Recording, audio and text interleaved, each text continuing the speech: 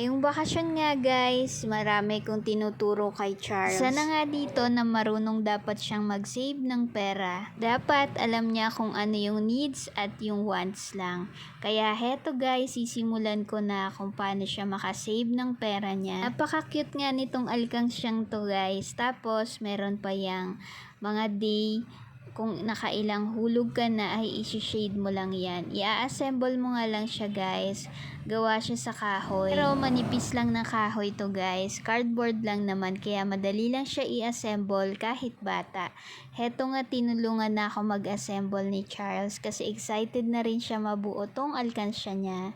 Kabuong nga kanina ay hinulugan niya na agad. Cute pa ng design nito guys. Pwede mo pang ipang-display sa kwarto. At ayan nga guys yung mga amount kung magkano yung gusto mong ihulog a day. Tapos eto yung butas niya.